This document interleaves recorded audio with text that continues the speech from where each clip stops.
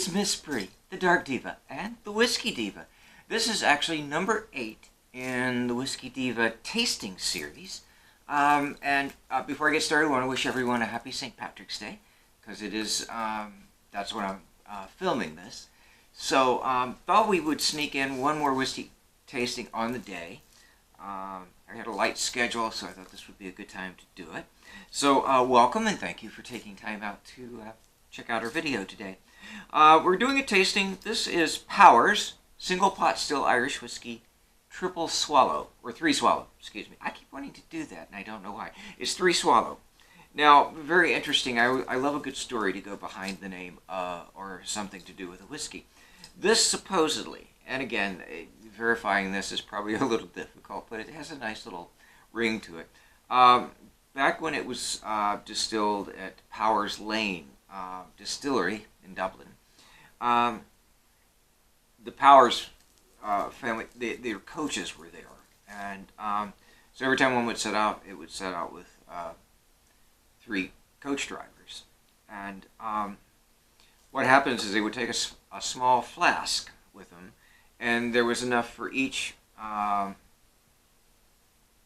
coachman there to have 3 swallows, and that's why, to keep them alert and whatever, but without interfering with their job. So that was an interesting. That's how 3 Swallow. It also has to do a lot with the Irish swallow coming in, and it being somewhat of a symbol for the Powers whiskey. And that's as far into it as I want to get. This is what they talk about this as being, in the style of the original Powers whiskey. Now, Powers was the first Irish whiskey to be bottled, or among the first. And today, it's made at, they don't have the distillery in Dublin, Powers. It's in the Middleton Distillery, which is under the Irish Distillers brand umbrella, along with Jameson, Redbreast, and a couple of others. But each one is marketed as its own. Now, it's made with a combination of malted and unmalted barley, single pot still, triple distilled, pretty much traditional for Irish whiskey, but not a requirement, interestingly enough. And there are some variations between. And it's aged, this is aged in bourbon barrels. Usually they've 2 or 3 times they've been used for bourbon, and then they come over and they use them for the Irish whiskey. And of course, each use adds more, affects the character of it as it ages in there. Then it's blended after it's aged. It's blended with lighter whiskeys from various cereal grains, and some of which are aged in Oloroso sherry casks. So it's an interesting blending of the malted and the unmalted barley and the single pot still, and then the other whiskeys added in after the fact. So that's one of the things too that gives each Irish whiskey, the process gives it its own distinct character. And I've been learning a lot about this. This is like I said, it's the 7th one that I've actually reviewed with a tasting, and I've really enjoyed them all. It's not really a critique. It's not to say, oh, this one's bad, this one's good. Some are better, some are more focused at certain things. Some are priced a little more popular. Some are a little more exclusive. It depends on... Although I will say, for example, the most expensive so far that I have tasted has been Redbreast, 12 year. And it feels worth the money, because it's not that expensive.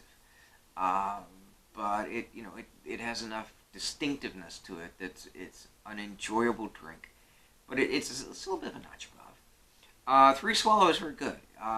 This is in the 40, I think $41, $42 range, somewhere in there, if I remember correctly. I got this at the Total Wine & More in Manchester.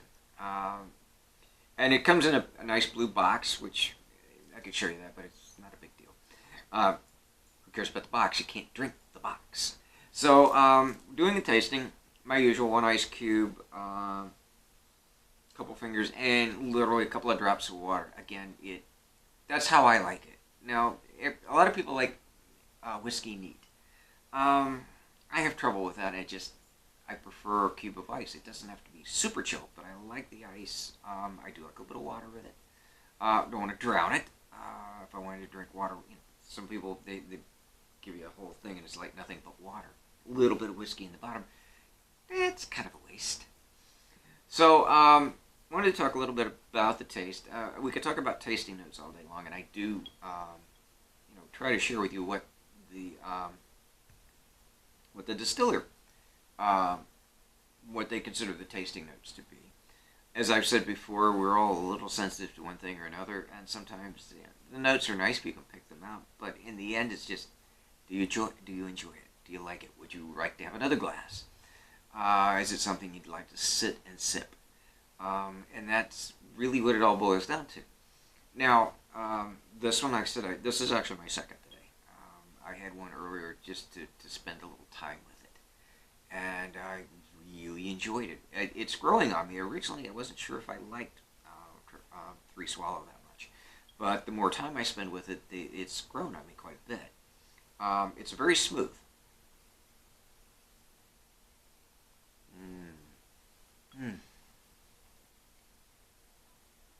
Distinctive whiskey.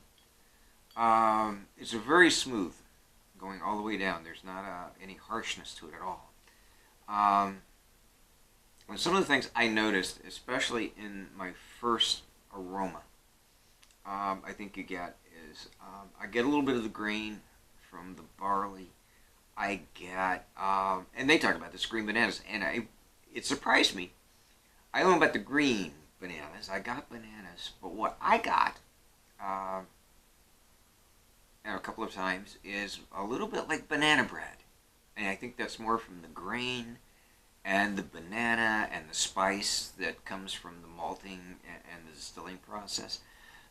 They kind of take you somewhere just a little bit different, or they combine all those notes that they talk about, and it takes you there. I could swear, it's a lot like banana bread. Now, it's not strong banana bread, don't get me wrong. I mean, you got to take a little time with it to catch all of that. What you get, though, is a very pleasant, a very satisfying experience. It's smooth, it's very nice tasting, it goes down well, and it doesn't have, all the way through, there's not like some things you will drink and it has a bad aftertaste. It's not bad going down and it'll come back at you like, that's horrible. I've had some whiskeys and some liquors like that are like, they taste good on the first go, but whoa, they talk back. This is very smooth, consistently, all the way, from the front to the back and after. It's a delight to drink.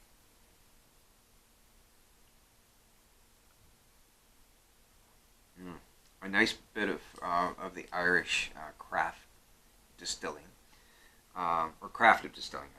They make enough. I wouldn't call them a craft distillery, not like we've referred to it here, but they've mastered the art. I think over the years, and again, the single pot still very much characteristic of Irish whiskey. The interesting thing, I was looking up what legally has to be, and probably the single, it's made from malted and or unmalted grains. It's aged generally in American oak barrels.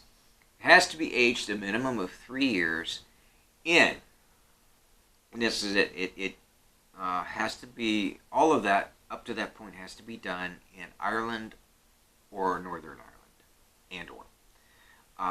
for example, it doesn't have to be bottled there. You could bottle it in America, or you could bottle it in Kathmandu. It doesn't really matter, except if you're going to ship it out for bottling, it cannot ship in anything in which it would continue to age. So you can't ship it in an oak barrel or cask. You'd have to put it in something like stainless steel or something like that, where it can't age. The aging all has to be done in Ireland and or Northern Ireland. Little interesting tidbits how countries, put their stamp on something and define it consistently. What it has to be, what criteria it has to make to maintain the integrity of the style of whiskey as well as the brand. And so Irish whiskey is very particular in that. Again, the triple distilling is not required because there are some double distilled. There's one or two that put peat in the drying process and the kilning that gives it a smoky flavor, which is very indicative of Scotch. So, well, they're close enough, and they go back and forth. They share some characteristics in between. In the end, really all that matters is it true to what you consider Irish, and do you enjoy it, and would you recommend it to a friend? I can say all three, yes, and but it's a very nice whiskey for enjoying. And I think that's the point. We're not talking about whiskey like, oh, okay, I'm going to go out and we're going to go out and get plastered tonight. I think that's one of those stereotypes of Irish that we can do without, and the Irish can do without. Yeah, I'd like to have a good time. They're very gregarious and outgoing, and are very lively people. But I think we tend to sometimes put a little too much emphasis on that, and we're just talking about enjoying a nice drink, a nice sip of whiskey without getting complicated about it, and enjoy it.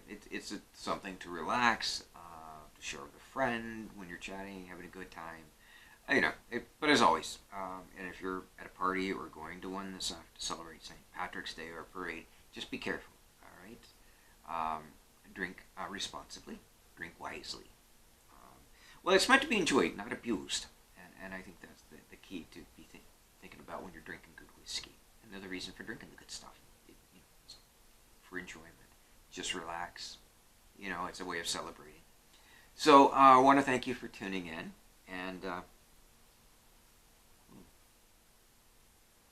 add this to your list of Irish whiskeys that you should try for yourself. Buy a bottle, or if you happen to have a whiskey bar close by that stocks a decent selection of Irish, look for it there, and you can try one there and decide if you want to buy a bottle. But it's good. I highly recommend it. Well, I will let you go. Enjoy your St. Patrick's Day celebrations. As always, thank you for tuning in. If you have any questions, comments, or whatever, you can get in touch with me at Miss Bree at thedarkdivarules.com. And we'll be back soon. Normally I say cheers, so cheers, but also in honor of St. Patrick's Day and Irish, Sláinte.